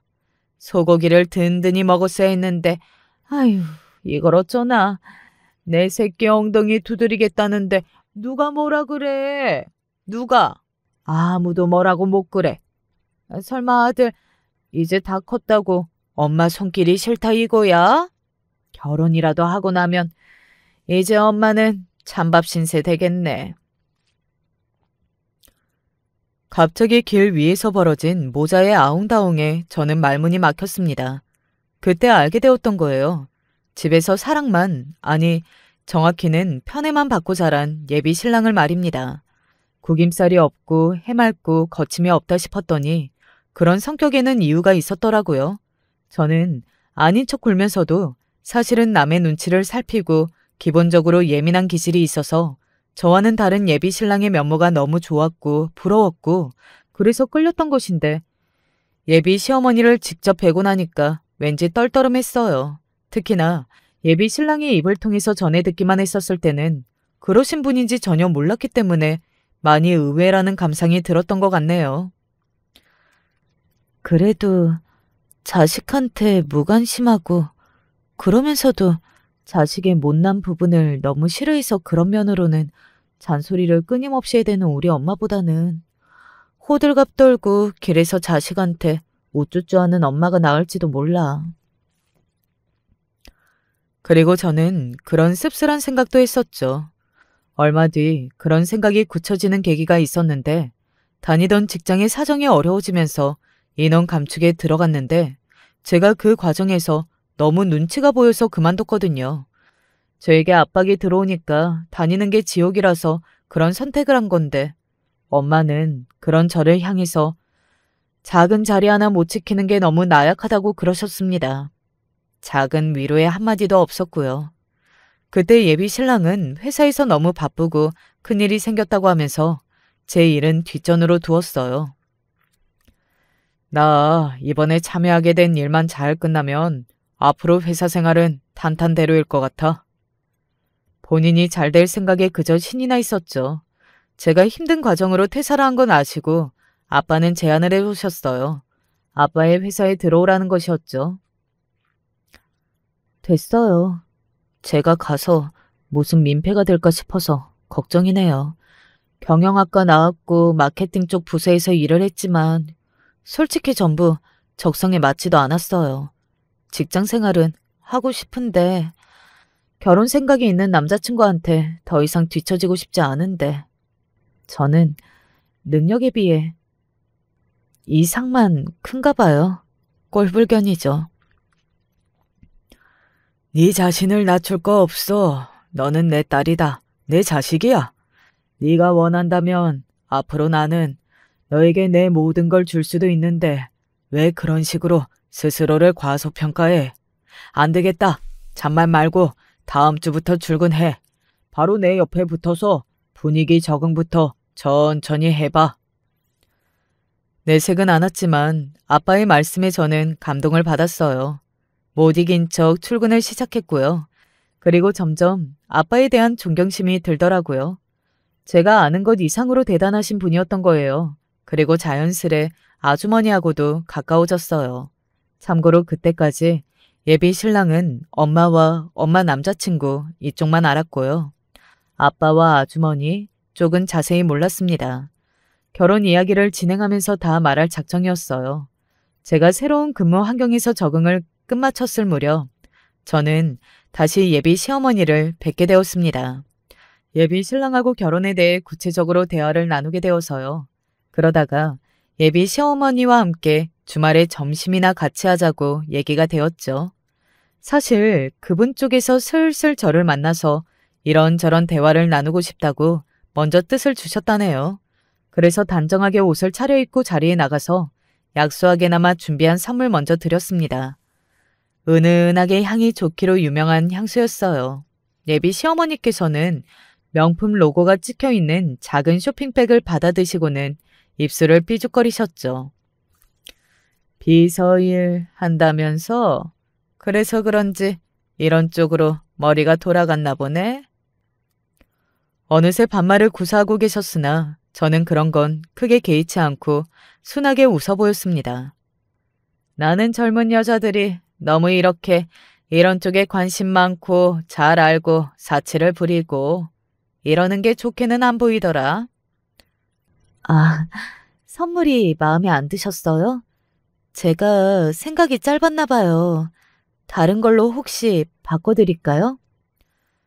그런 게 아니라 기본적으로 골이 비고 치마는 짧고 이런 젊은 여자들이 마음에 안 든다는 소리야. 어쩌다 웬 비서일이라니? 격 떨어지게. 우리 아들이 꼴랑 비서나 만나려고 지금까지 피땀 흘려가며 열심히 달려온 게 아닌데. 저는 어이가 없었고 옆에서 예비 신랑은 사례가 들렸습니다. 그런데 예비 신랑의 표정이 자기 모친을 비난하는 눈치가 아니라 그냥 웃기고 당황스러워서 그러는 듯 보였어요. 마치 예비 시어머니께서 저라는 물건의 값을 열심히 후려쳐서 깎기를 바라는 것처럼 말입니다. 제가 많이 지고 들어가는 형태의 결혼이라고 하고 싶은 모양이었죠. 슬쩍 웃고 있는 예비 신랑의 인매를 확인하고 난 뒤 저는 기분이 나빠졌어요. 친정 엄마의 말씀이 생각났죠. 이래서 사람은 믿는 게 아니라는 건가? 제가 표정이 한껏 가라앉아 있자 비서로 일하는 주제에 표정 관리가 서툴다면서 예비 시어머니께서는 투덜거리셨습니다. 어색한 미소만 짓는 저를 보며 그제야 제가 기분이 많이 상했다는 걸 안 예비 신랑이 상황을 수습하는 신용이라도 하더군요. 아휴, 엄마, 왜 자꾸 그래? 그냥 길가에 널린 아무 회사에서 비서로 일하는 사람이 아니야. 대한민국 500대 기업 안에 들어가는 곳에서 비서 일하는 정도이면 꽤 대단한 거다. 내가 얼마나 능력 있는 여자하고 결혼하겠다고 하는 건데 엄마는 그것도 모르시고 왜 말씀을 막 하셔? 나 가슴 아프게. 내 새끼 가슴을 아프게 만들 작정은 아니었어. 절대. 그치만 말이다. 우리 아들에 비해서 암만 해도 수준이 이쪽이 좀 떨어지니까 그게 속상해서 어쩔 수가 없구나. 비서라니 500대 기업이니 뭐니 하면 뭐래. 그래봤자 비서가 그 기업의 임원도 아닌데 비서는 그냥 시다잖아. 시다발이. 그럴싸하게 옷이나 차려입고 머리 모양이나 갖추고 시다짓이나 하는 천한 것들. 우리 아들하고는 질적으로 다르지. 제가 더 참아야 할 필요가 없었죠. 마지막 기회를 주려는 듯 저는 예비 신랑 쪽을 쳐다봤다가 대도 않게 미소나 짓고 있는 얼굴을 확인한 뒤 깔끔하게 미련을 털어버렸습니다. 임원은 아니지만 임원만큼은 되는데요. 왜? 네가 그 정도로 회장님하고 가까우니? 네가 그런 거구나. 명품 매장에서 이렇게 향수 하나 샀다고 해서 자기가 명품이 된 줄 알고 착각하는 부류. 회장님이 저희 아빠예요. 식당이 이렇게나 조용했었나 싶었네요. 마법에 걸린 것 마냥 동시에 굳어버린 모자는 믿을 수 없다는 눈길로 저를 쳐다보고 있었죠. 제가 회장님 자식이라고요. 아빠와 재혼하신 분은 기업이니 재산이니 관심 없으시고 그냥 아픈 친자식이나 돌보고 싶어 하시고요. 엄마는 아빠와 이혼해서 남남이니 재산 못 받으시고요. 언니는 미국에서 엄청 부자에다가 엘리트인 형부하고 사는 중이라 이쪽 사정에는 관심 없고요. 남은 건 저뿐이에요. 아빠가 저를 가까이 두고 싶어 하셔서 비서로 일하는 중이고요. 저는 가방을 챙겨서 일어났고 모자가 동시에 벌떡 일어나서 저를 붙잡았습니다. 자기야, 그런 이야기는 진작에 구체적으로 나한테 해줬어야지. 나는 그것도 몰랐네. 어? 그래, 얘야. 그런 중요한 이야기를 진작에 줬으면 얼마나 좋았을까. 일단 앉아서 마저 밥이나 먹으면서 이야기하자꾸나. 내가 뭘 모르고 너한테 실언을 날렸잖니. 나한테 사과를 할 기회부터 줬으면 좋겠구나. 싫은데요? 이제 저한테 하등 도움도 안 되는 사람들의 눈치를 보면서 행동하고 판단하는 건 이제 질렸어요. 그렇게 안 살래요. 제가 진심으로 이 결혼을 하고 싶었던 건 아니라는 뜻입니다. 얼른 적당히 결혼을 잘해야 할 것 같아서 그 생각으로 여기까지 왔던 것 뿐이에요. 왜 그랬는지 후회가 되네요. 향수는 잘 가지세요. 마마보이와 이별하는 거니까 남자친구가 아니라 그 엄마 쪽에 이별 선물을 남기는 게 맞는 것 같네요. 향수 뿌릴 때마다 제 생각은 하지 마시고요. 저를 찾지도 마세요. 저는 예비 신랑을 향해 입모양으로 재빨리 이 찌질한 새끼라는 말을 남겨준 뒤 그곳을 빠져나왔습니다. 두 사람이 충격으로 털썩 주저앉는 소리가 들렸던 것 같네요. 번호부터 즉각 차단했고요. 나중에 듣자 하니 그놈이 그때 받았던 충격이 회복이 안 돼서 너무 힘들어하다가 술김에 어떤 여자하고 사고를 쳤더라고요. 전문대를 나와서 어느 공장의 사무실에서 격리 일을 하던 여자였습니다. 그 집에만 빚이 6천이랬나 8천이랬나 그랬던 것 같아요. 혼전 임신 때문에 오열을 하며 결혼했다는 그 후문을 들었을 때 저는 여유롭게 아주머니와 커피 한잔 나누고 있었네요. 어느덧 많이 편한 사이가 되어 있었고 서로에게 이런저런 고민을 털어놓을 정도였죠.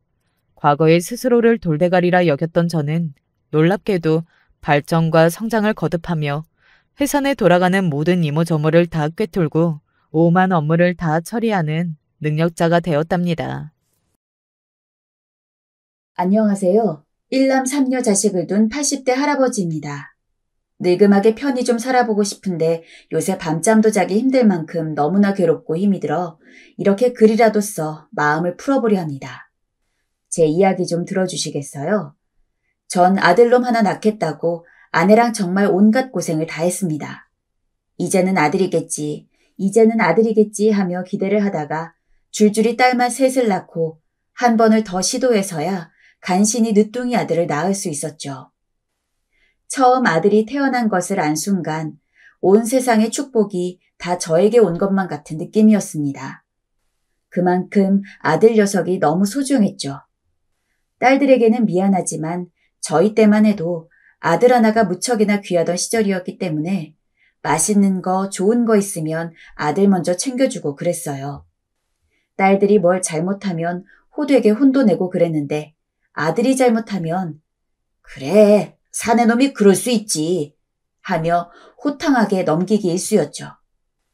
아내도 그렇고 저도 그렇고 아들이라고 하면 아주 품에서 떼어놓지 못해 안달이었습니다. 마음 같아서는 뼈가 다 사가 문드러질 때까지 업고 다니고 싶었어요. 하지만 너무 오냐오냐 키운 탓일까요? 아들은 점점 딸들에게도 막대하더니 어느새부턴가 한참 삐뚤어져서 학교도 제대로 안 다니고 밖에서 양아치 짓거리나 하고 다녔습니다. 그 누런 싹은 중학교 때부터 보였어요. 아들 녀석이 같은 반 남자애를 후드려 팼다는 소식에 저와 아내가 학교에 불려간 것이 처음이었죠. 피해를 입은 학생은 아들놈에게 얼굴을 얼마나 맞았는지 아주 만신창이가 따로 없었습니다. 치료를 해도 어디부터 해야 할지 엄두가 안 날 정도의 꼴이었죠. 아내가 아주 머리가 바닥에 닿을 정도로 사과를 하고 나서야 간신히 사건을 마무리 짓고 나올 수 있었습니다. 다시는 그러지 말라면서 엄하게 혼냈다고 생각을 했는데 아들은 잠시 저희 말을 듣는가 싶더니 금세 또 애들을 괴롭히고 다니기 시작했고 어느새부턴가 동네에서 아주 악명이 자자했습니다. 덕분에 저희는 얼굴도 못 들고 살았죠. 그래도 고등학교에 비해서는 중학교 땐 양반이었던 것 같습니다. 아들은 고등학교 가서 키가 훌쩍 컸는데 덩치가 어지간한 성인 남자랑 비교해도 밀리지가 않을 정도여서 그때부터는 저나 아내가 아들을 어떻게 할 수가 없더라고요. 평생 한 번도 간 적이 없던 경찰서를 아들놈 때문에 집 다음으로 자주 왔다 갔다 거렸습니다. 아이고, 아버님 또 오셨어요? 일하던 경찰들이 제 얼굴을 보고 그렇게 이야기할 정도였으니 제가 어느 정도로 경찰서에 자주 갔는지 말 안 해도 아시겠죠? 저는 도저히 이해할 수가 없었습니다. 아니, 하고 싶은 거 하게 해줘. 먹고 싶은 거 제일 먼저 챙겨줘. 좋은 거 있으면 누나들 놔두고 지한테 먼저 주고 그랬는데 대체 무슨 불만이 이렇게 많아서 사고를 크게 치고 다니나 싶었죠. 타일러도 보고 혼내도 보고 매도 들어봤지만 아들은 점점 더 포악해졌습니다. 나중에 가서는 저랑 아내를 부모라고 생각도 안 하는 것 같더라고요. 아들 녀석이 점점 저희 통제를 벗어나기 시작하니까 하루하루 사는 게 살얼음판 걷는 것 같았습니다. 매일같이 사고를 치는 것도 모자라서 어느 날은 몇 시간 단위로 사고를 여러 개 칠 때도 있어가지고 언제부턴가는 하루 조용하면 그저 무릎 꿇고 기도하며 감사합니다 라고 외쳐도 모자랄 정도였죠. 그 당시 서울에 사는 놈들은 어떨지 모르겠는데 저희는 시골에 살다 보니까 동네 어른이고 아이고 할 것 없이 다 얼굴을 알고 지냈습니다. 그러다 보니 자연스레 마트에서 일을 하는 노인네들도 저희 부부를 비롯해서 제 자식들도 알고 있었고 당연히 아들놈도 얼굴이 익은 상황이었죠. 게다가 아들 녀석이 하도 사고를 치고 다니니까 사실 저희 동네에서 다른 딸아이들은 몰라도 아들 녀석은 모르는 사람이 없었습니다. 아무튼 그러다 보니 얘가 뭘 사러 가도 가게에서는 그저 아유 그래 하며 물건을 집는 대로 다 계산해주곤 했는데 아니 글쎄 이 녀석이 아무리 그래도 그렇지 고등학교 때 담배와 술을 배운 겁니다. 처음에는 좀 숨기면서 피고 마셔서 몰랐는데 언제부턴가 자세히 냄새를 맡아보니 이상꾸리한 냄새가 폴폴 풍기는 것이 범상치가 않아서 이 녀석 학교 간 날 집안을 뒤져보니 담배곽이랑 술병이 나오더라고요. 그날 학교에서 돌아온 아들을 거실에 붙잡아 앉히고 엄하게 아들을 대했습니다. 네가 지금 나이가 몇 살인데 이렇게 어른들 하는 행동을 그대로 따라해? 저 말고 다른 애들도 다 하거든요. 뭐? 다른 애들 누가 하고 다닌다는 거야? 이 동네에 술, 담배 배운 애는 너뿐밖에 없어. 애초에 어른도 아닌 것이 담배랑 술을 한다는 게 말이 돼? 어디 그런 걸 배워가지고. 짜증나. 아버지가 무슨 상관인데요. 안 죽으니까 그냥 냅둬요. 아들에게 제 훈계는 그냥 개 짖는 소리에 불과했어요. 모조리 다 귓등으로 흘러넘겼고 지 엄마가 눈물로 매일같이 호소를 해도 소용이 없었어요. 이쯤 되니 그냥 아들이 무슨 짓을 하든지 저도 마음을 비우고 포기하고 싶었지만 힘들게 얻은 아들이 엇나가는 게 저는 보기가 너무 힘들었습니다. 게다가 딸들은 다 올곧게 잘 커가고 있는 중에 아들 혼자 이렇게 비뚤어지게 나가니까 얘를 완벽하게 잡으면 저희 가족은 문제가 없을 것 같았거든요. 그래서 담배와 술을 발견한 뒤로는 아주 조금만 잘못을 해도 목에 핏대까지 세우며 소리를 지르고 아주 엄격하게 혼내려고 했습니다. 짧은 사이에 회초리를 수십 번이나 바꿨고 보다 못한 아내가 아이고 여보 그만 좀 해요. 애 죽겠어요. 라며 말리는 것도 무시했어요. 그저 제가 이렇게 단호히 나가야만 아들이 제정신을 차릴 것 같다는 생각 하나로 엄격하게 훈육했습니다. 그러나 제 노력과는 달리 저와 아들의 사이는 점점 멀어지기만 했습니다. 차라리 멀어지는 정도로만 끝났다면 괜찮았겠죠. 아들놈이 20살이 되던 해였어요. 저녁이 되어도 돌아오지 않자 슬슬 걱정이 된 아내가 제게 전화를 해보라 하더군요. 그런데 아무리 전화를 해도 연락이 되지 않는 겁니다. 그때부턴 혹여나 뭔 일이 났나 싶어 너무 걱정이 되어 딸아이들을 먼저 재우고 아내와 함께 밤새 아들을 기다렸어요. 긴장한 상태로 나를 꼴딱 샜던지라 새벽쯤 되니 순간 저도 모르게 잠이 들려는 것을 몇 번이고 억지로 떨쳐내면서 내내 기다렸죠. 그런데 아들놈이 아주 태연하게 다음날 아침이 밝아서야 슬그머니 집에 들어오더군요. 술에 떡이 되어서 아주 술이 아들인지 아들이 술인지 모를 지경이었습니다. 현관문부터 술 냄새를 폴폴 풍기고 오는데 화가 너무 나서 소리를 냅다 질렀습니다.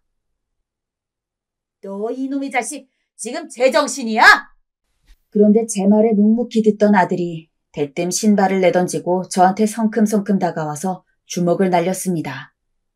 한창 때인 젊은 남자애가 온 힘을 다해서 때린 탓에 저같이 왜소한 노인네는 안 날아갈 수가 없었죠. 아내가 너무 놀라서 왜 그머니나 그만해라 그만해 라며 아들로 못자락을 붙잡고 말리려 했지만 속수무책이었습니다. 아들은 아내도 거칠게 미치더니 쓰러져 있는 제 쪽에 와서는 계속해서 주먹을 들었어요. 어떻게든 아들놈의 폭력을 말리고자 아등바등 거렸지만 소용이 없었습니다. 술에 취해서 이미 제정신도 아니었고 워낙 힘이 센 놈인지라 제가 어떻게 할 수도 없었죠.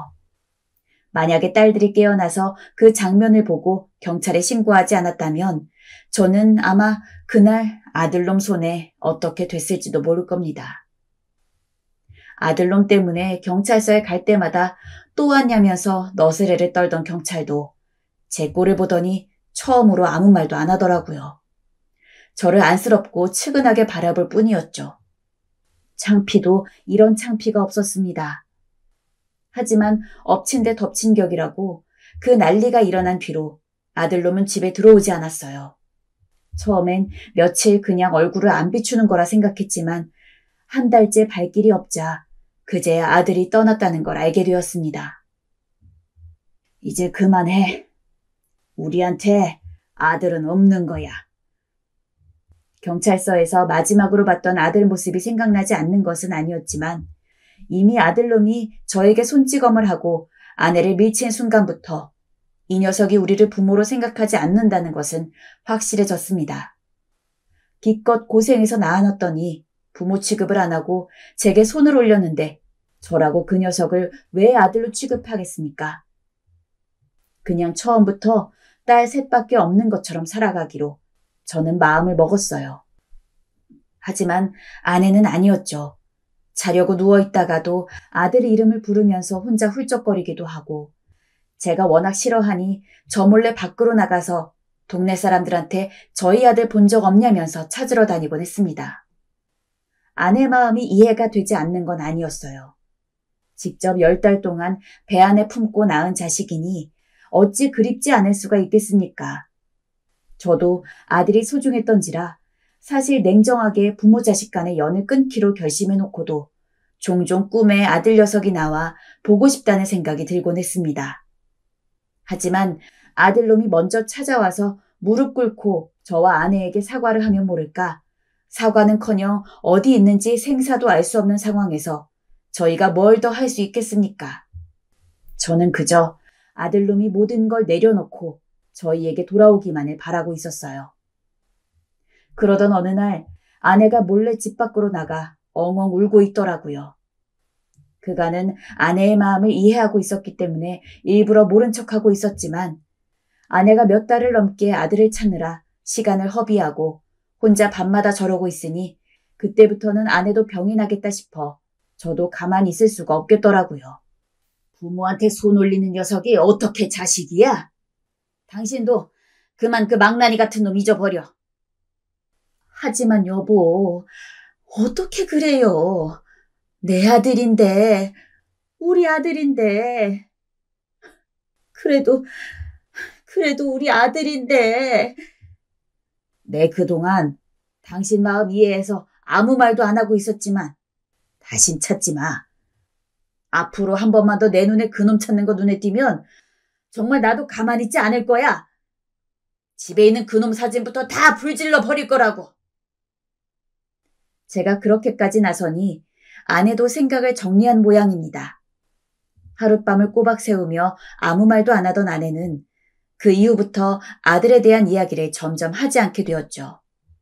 그리고 저와 딸들 역시 아들에 대한 이야기는 가급적 꺼내지 않으려고 했습니다. 간혹 가다가 가슴에 머무리 맺히듯 생각이 나더라도 애써 흘려보내며 그렇게 아들을 점점 잊어가려 했습니다. 아들이 죽은 셈 치고 아내와 저, 그리고 세 딸들만이 한 가족으로 산 지 15년. 딸들은 각자 자기 짝을 찾아서 분가를 했습니다. 딸들이 저희 품을 떠나 새로운 둥지를 튼다 하니 어쩐지 시원섭섭한 기분이더라고요.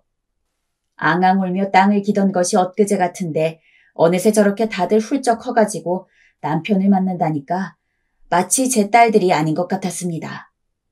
딸들은 결혼을 하자마자 아이를 낳았고 덕분에 저는 얼마 되지 않아서 4명의 손주를 둔 할아버지가 되어 있었죠. 손주가 생긴 뒤로는 한동안 손주들을 보는 낙으로 살았던 것 같습니다. 사실 딸들은 자식임에도 불구하고 그렇게 애지중지하거나 귀여워하며 키운 기억은 없었는데 손주는 느낌이 달랐어요. 한동안 거의 웃지 않던 아내도 딸들이 아이들을 낳은 이후부터는 제법 얼굴에 웃음꽃이 피었습니다. 첫째한테 핸드폰을 쓰는 법도 배워서 손주들이 놀러오면 사진을 찍고 그걸 배경화면으로 설정도 하고 그랬죠. 그 모습을 보니 저도 마음이 편해졌고 그전까진 가끔 아들을 부르면서 잠꼬대를 하던 일도 있었으나 손주 녀석들이 생긴 뒤론 그러는 일도 줄어들었습니다. 그렇게 가정의 평화가 찾아오자 저는 본격적으로 뭔가를 해보고 싶은 마음이 들었습니다.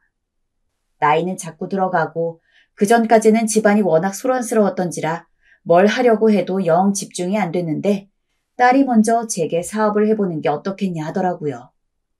다 늙어서 될까 싶었지만 딸은 더 늙기 전에 뭐라도 해보자고 절 설득했고 저는 딸을 믿고 농작물을 인터넷으로 파는 사업을 하나 시작했습니다. 컴퓨터 사용법도 몰랐기에 딸이 하나하나 알려줘야 했지만 딸의 도움을 받으니 그것도 못할 일은 아니더군요. 열심히 배우다 보니 금세 기술을 터득했고 딸도 흐뭇해하며 사업을 도와주었습니다. 다행스럽게도 사업은 점점 승승장구했고 한번 매출이 늘자 점점 안정되기 시작했습니다. 딸들 중 몇몇은 저를 따라 사업에 뛰어들기도 했죠. 그 결과 꽤 알부자라고 부를 수 있을 정도로 재산을 모을 수 있었습니다. 딸들 덕이 큰지라 어느 정도 재산이 모이자마자 저는 딸들 집에 골고루 타고 다닐 차도 한 대씩 사줬고 나중에 죽으면 물려주려고 자그마한 집 한 채도 사놓았습니다. 그리고 원래 저랑 아내랑 살던 집도 좀 더 넓은 곳으로 이사를 갔죠. 아내가 전부터 마당 있는 집에 살고 싶다고 노래를 불렀는데 그 소원도 이제야 이루어줄 수 있었습니다. 그리 살갑지 않은 남편이긴 했지만 이제서라도 조금이나마 다정한 남편 노릇 좀 해보려고 팔자에도 없는 데이트 신청도 하며 노년의 평화를 즐겼어요. 그리고 아마 그날도 아내와 같이 시간을 보낼 겸 근처 공원에서 저녁 운동을 하고 돌아오는 길이었을 겁니다. 익숙한 골목을 지나서 집으로 오는데 저희 집 문 앞에 웬 까만 벤츠 승용차 한 대가 서 있더라고요. 문을 완전히 가로막고 있어서 가까이 가가지고 왜 사람 사는 집 앞에 차를 그리 바짝 대냐고 한마디 하려고 했는데 뒷자리에서 웬 건장한 남자가 내렸습니다. 검은 양복을 쫙 빼입은 게 아무리 잘 봐줘도 뒷골목 사람이었죠. 자연스럽게 얼굴을 쳐다봤는데 저는 순간 멈칫했습니다. 잘못 본 건가 싶어 눈을 비벼도 앞에 보이는 얼굴은 그대로였죠. 아닐 거야 라고 생각을 했지만 아무리 봐도 눈앞에 있는 남자는 15년도 더 전에 집을 나가서 연락 한 통 안 했던 아들놈이었습니다. 어머니, 아버지. 아들의 목소리에 너무 놀란 아내가 털썩 주저앉고 아들놈 발끝만 보다가 엉엉 울기 시작하는데 저는 아무런 말도 할 수 없었죠. 제가 가만히 바라보고만 있으니 아들놈은 저와 아내 앞에 털썩 무릎을 꿇었습니다. 잘못했어요. 어머니, 아버지, 저 기억하시죠? 승윤입니다. 불효자 한 번만 용서해 주세요. 잘못했습니다. 일단 들어와라. 길 가던 사람들이 다 흘기들기 쳐다보는 통에 우선 아내를 일으키고 아들을 집 안으로 데리고 들어왔습니다. 분명 죽었다고 원래 없던 아들이라고 생각을 하며 산 시절이 그리도 긴데 그럼에도 불구하고 막상 눈앞에 있는 아들을 보니까 마음 한구석이 너무 착잡하고 묘한 기분이 들었습니다. 왜 이렇게 오래 지나서 얼굴을 비쳤는지 화가 나기도 했고 한편으로는 이렇게 다시 얼굴을 볼 거면 걱정이나 안 하고 좀 빨리 나타나지 하는 서운함도 있었고 그랬죠. 할 말은 많았는데 차마 뭐부터 얘기해야 할지 몰라서 저는 굳은 얼굴로 계속 입을 다물고 있었습니다. 아내는 눈물을 갈무리하기도 벅차서 숨만 헐떡거렸죠. 저희가 아무 말도 안 하고 있으니 아들은 자기가 먼저 입을 열어 그동안 어떻게 살았는지를 조용하게 말해주었습니다. 처음 아들을 다시 만났을 때 뒷골목 사람처럼 보였던 게 괜한 것이 아니었던 게 아들은 집을 나가고 나서 먹고 잘 곳을 구하느라 웬 조직폭력배 따까리로 들어갔다고 합니다. 거기서 온갖 고생을 다 하다가 큰 사고에 휘말려서 교도소에 있었다고 하네요. 그 세월이 무려 10년이랬습니다. 단추를 꽉꽉 채운 긴 팔을 입었는데도 불구하고 드문드문 보이는 문신 자국을 보니까 한숨이 절로 나더라고요. 그나마 불행 중 다행히도 교도소에서 살고 나온 아들은 그때서야 자기가 지은 죄를 반성하고 저와 아내 생각이 났다고 했습니다. 당장이라도 돌아가서 잘못했다고 빌며 다시 저희와 함께 살고 싶었지만 아무리 생각해도 그건 너무 면목이 없어서 스스로가 판단하기에 예전과 다르게 완전히 개과천선하고 어느 정도 사람 고시를 하게 되면 그때 가서 부모님께 용서를 빌 거라는 마음으로 죽어라 일만했다고 합니다. 그 이후로 아들은 일을 가리지 않고 시간이 되는 대로 열심히 돈을 버느라 바빴다고 했죠. 일용직 노가다를 뛰다가 떨어지는 철근에 다리를 다쳐 몇 주간 병원 신세를 진 적도 있었고 마음 잡고 일을 하려고 했더니 어떤 이상한 놈들이랑 시비가 붙어서 다시 한번 경찰서에 갈 뻔한 적도 있었다고 하고, 너무 사연이 길어 모든 걸 다 자세히 듣진 못했지만 그 젊은 나이에 온갖 휘황찬란한 일들을 다 겪었던 것 같더라고요. 아버지, 어머니, 번번이 집으로 찾아와 용서를 빌고 싶었지만 이미 돌이킬 수 없는 강을 건넜다고 생각했어요. 그래서 그냥 이번 생은 혼자다라는 마음으로 살았던 것 같습니다. 하지만 계속 아버지와 어머니께 저질렀던 잘못들, 그리고 마음 아프게 해드린 것들이 정말 마음에 많이 남았어요. 아버지, 어머니, 제가 오래전 두 분에게 저질렀던 잘못을 용서해 주세요. 정말로 깊게 반성하고 있습니다. 그렇게까지 정중한 모습은 어릴 때도 보지 못했었죠. 정말로 다시는 볼 일 없을 거라고 장담했었는데 그래도 오랜만에 보니까 어쩔 수 없는 제 자식인지라 저는 반가운 마음부터 들었습니다. 더군다나 반성하고 살아왔다는 아들의 말은 진짜인 것 같았어요. 저는 조금 마음을 추스린 후 다시 얘기하자고 했고 일단 오늘은 집에서 자고 가라고 말했습니다. 그런데 다음 날 아들은 딸들에게도 사과를 하고 싶다고 했어요. 아내는 딸들에게 막내가 돌아왔으니 얼굴 한번 보라고 불렀고 그렇게 돌아온 아들로 인해 온 가족이 저희 집에 모였습니다. 아들은 딸들이 들어오자마자 그 앞에 무릎을 꿇더니 누나들, 내가 잘못했어요. 라며 딸들에게도 깍듯이 사과를 했습니다. 딸들은 처음엔 아들을 보고 저희처럼 놀라 아무 말 잊지 못하다가 착잡한 표정으로 고개를 돌렸습니다. 너무 오랜만이고 지금껏 연락 한 번 없었으니 뭐라 말해야 할지 모르는 얼굴들이었죠. 그런데 첫째 딸이 화가 난 얼굴로 아들을 꾸짖기 시작했습니다. 승윤이 너 어떻게 연락 한 번 안 주고 지금에야 올 수 있어? 부모님이 너 찾는다는 생각 안 했어? 그리고 집을 나갔으면 최소한 생사 정도는 알려주고 살았어야지. 지금 와서 용서를 구하면 어쩌자는 건데? 네가 나가고 나서 어머니 아버지 속이었는 줄 알아? 미안해요, 누나. 정말 잘못했어요. 저도 집에 오고 싶었어요. 근데 차마 제가 저지른 짓을 생각하면 그럴 수가 없었어요. 입이 100개라도 전 할 말이 없어요. 그래, 미영아. 승윤이가 많이 반성했다고 하더라. 우리한테도 용서를 구했어. 가족이 이렇게 다 모인 것도 기적 같은 일이잖니. 그만 마음 풀고 승윤이 받아주자꾸나. 엄만 그러기로 이미 결정했어. 아내는 화가 난 첫째 딸을 살살 달랬고 첫째 딸은 아내가 승윤을 받아주기로 했다고 하니 참겠다는 듯 입을 꾹 다물었습니다. 그리고 저희 가족은 오랜만에 저녁 밥상을 함께 하게 되었습니다. 묵묵히 아내가 차려준 밥과 미역국, 김치를 먹고 있는 아들을 보니 어떤 면에선 실감이 나지 않았어요. 늘 꿈으로만 그리던 아들이었는데 저는 먹먹해진 마음에 아들의 밥 위에 김치를 하나 올려주곤 다 먹었다며 밖으로 나가 바람을 쐬었습니다. 그때 제 뒤로 마음 씀씀이가 다정한 둘째 딸이 다가오고 있더라고요. 아버지 마음 알아요. 그간 승윤이 때문에 마음고생 많으셨잖아요. 아무리 잊고 사신다 하셨지만 그럴 수 있으셨겠어요? 저도 그게 되지가 않았는데. 승윤이가 돌아온 것도 하늘의 뜻이 있을 거예요. 이제라도 우리 가족 다 모였으니 앞으로 행복한 날만 생각하면서 잘 지내봐요. 둘째 딸의 말을 들으니 마음이 놓이면서 따뜻해지는 기분이 들었습니다.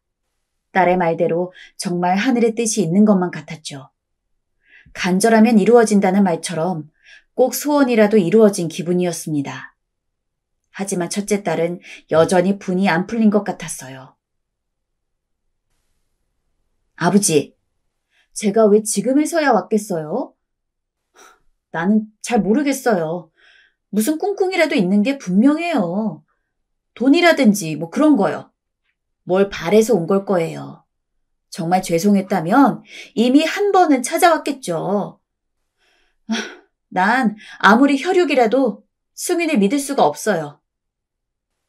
아내는 다시 가족으로 잘 지내면 될 터인데 왜 그러냐며 첫째 딸을 꾸짖었지만 저는 첫째 딸의 마음도 이해할 수 있었어요. 옆에서 아들이 집을 나가고 난 후 매일 밤 문을 닫지 못하고 아들 걱정에 뒤척이며 잠들어야 했던 우리 속을 옆에서 다 보고 있었으니 아들에 대한 원망이 깊었던 거였겠죠.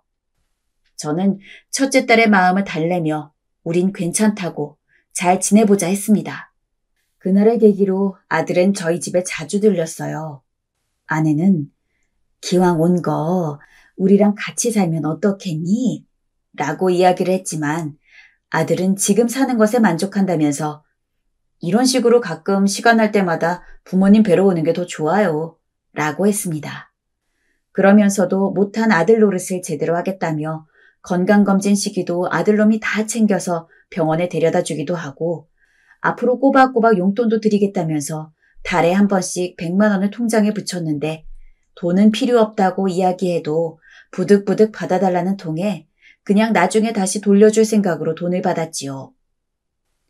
그렇게 예전과 다르게 착실하게 살아가는 듯한 아들이 눈에 보이다 보니 저는 내심 마음이 뿌듯하고 그랬어요. 특히 아들이 돌아온 이후로 아내는 얼굴이 활짝 펴가지고는 아무것도 아닌 것에도 슬슬 웃음을 흘리는 일이 많아졌죠. 마치 죽은 아들이 돌아오기라도 한 것처럼 아내는 아들 줄 거라며 반찬도 하고 김치도 담그면서 미소를 감추지 못했습니다. 다만 전 아내에게 말하지 못했지만 아들에 대해 하나 미심적인 부분이 있었습니다. 바로 아들이 무슨 일을 하면서 돈을 벌고 있는지 정확히 모르고 있었다는 거였죠. 저번엔 넌지시 아들에게 물어보기도 했어요. 그래, 회사 다니고 있냐? 아니요, 아는 형 따라서 작은 사업하고 있어요. 사업? 무슨 사업? 아마 설명해도 모르실 거예요. 문제되는 건 아니니까 걱정 마세요, 아버지. 요즘 젊은 놈들이 하는 일이야 늙은 저로서는 모르는 게 당연하다고 하지만 그래도 아예 설명 자체를 못 들으니까 어딘가 가슴 한구석이 묵직했습니다. 아무리 개과천선했다고 할지라도 과거에 엇나갔던 전적이 있다 보니 혹시나 또 그런 모습을 보일까봐 걱정이 싹트는 것까지 막을 순 없었죠. 하지만 괜히 긁어부스럼 만들고 싶지 않아서 간혹가다 불안감이 치밀어도 그저 지금 잘하고 있는 아들 모습 보며 애써 잊었습니다. 그리고 몇 달 후 바로 지금 사연을 쓰기 석 달 전 아들로 인해 새로운 고민이 생기게 되었죠. 사실 지금 이렇게 여러분들에게 제 이야기를 하게 된 것도 이 일이 계기가 되었습니다. 한창 아들이 사업인지 뭔지 하면서 그래도 열심히 사는 것 같길래 마음도 조금 안정이 되어서 그래, 이 녀석이 드디어 사람 구실하는구나 라는 생각이 제 머릿속에 자리 잡힐 때쯤이었습니다. 한동안 바쁘다며 연락도 제대로 못하던 녀석이 갑자기 저에게 할 말이 있다며 집으로 와도 되냐고 묻더라고요. 저희야 당연히 오라고 했죠. 부탁이 뭔지도 궁금했고 오랜만에 보는 아들 얼굴이기 때문에 간만에 회포나 좀 풀 생각이었습니다. 그러나 아들 녀석은 저희 얼굴을 보자마자 대뜸 본론부터 꺼냈습니다. 제가 지금 하는 사업을 좀 더 키우려고 하는데 돈이 좀 모자라요. 나중에 성공하면 이자까지 제대로 쳐서 갚을 테니까 혹시 10억만 투자해 주실 수는 없을까요? 10억. 제가 아무리 그동안 돈을 많이 벌어놔서 여윳돈이 있다지만 일반적인 기준으로 10억이 적은 돈이 아니란 건 잘 알고 있습니다. 대체 무슨 사업을 하길래 대뜸 10억이나 되는 돈이 필요하다고 하는지도 모르겠고 애초에 돈을 빌리고 싶으면 무슨 일을 하고 있는지부터 제대로 이야기를 해준 다음에 돈을 빌리는 게 순서 아니겠습니까? 네 녀석이 구체적으로 어떤 식으로 일을 하고 사업을 하는지를 우리한테 제대로 설명을 해야 될 거 아니냐. 아버지, 이게 진짜 그 말씀을 드리기가 좀 어려워서 그래요. 나중에 제대로 성공하고 나면 꼭 눈으로 보여드릴 테니까 이번 한 번만 좀 믿어보시면 안 될까요? 아들은 그저 자기 믿어달란 말을 하며 돈을 요구했습니다. 아무리 아들에 대한 신뢰가 전과는 다르게 높아졌다지만 그 어떤 상황 설명도 없이 10억을 빌려준다는 건 저에겐 있을 수 없는 일이었습니다. 제가 절대 안 된다고 강경하게 나오자 아들은 결국 다음에 다시 오겠다면서 저희에게 인사를 하고 밖으로 나갔죠. 그런 저를 보고 아내는 그래도 이제 마음 잡고 사는 애인데 한번 믿어주지 그래요. 우리가 돈이 없는 것도 아니고 그 정도는 해줄 수 있잖아요. 라며 제가 너무 냉정하게 굴었다고 타박하더군요. 하지만 저는 잘 모르겠습니다. 비단 아들이 그런 부탁을 해서가 아니라 딸들 중 하나가 그런 식으로 돈을 빌려달라고 했어도 저는 아마 거절했을 거예요. 돈을 날리는 것은 문제가 되지 않았지만 괜히 그 돈 빌려줬다가 알고 보니 좋지 않은 일에 손대고 있어서 옛날과 같이 큰 사달을 일으킬까봐 그게 참 두려웠습니다. 하지만 아내 반응을 보니 제가 너무 마음 잡고 살려는 아들을 다시 옥죄는 것이 아닌가 싶기도 하고 참 막막했지요. 그런데 다음날 아들이 또 찾아왔어요. 아버지, 생각해보셨어요? 승윤아, 10억이란 돈은 우리에게도 큰 돈이야. 아무리 내 사업이 성공해서 번듯하게 부족함 없이 산다지만 왜 갑자기 빌려달라는 건지 설명도 않고 막무가내로 그러면 난 그 돈 빌려줄 수가 없다.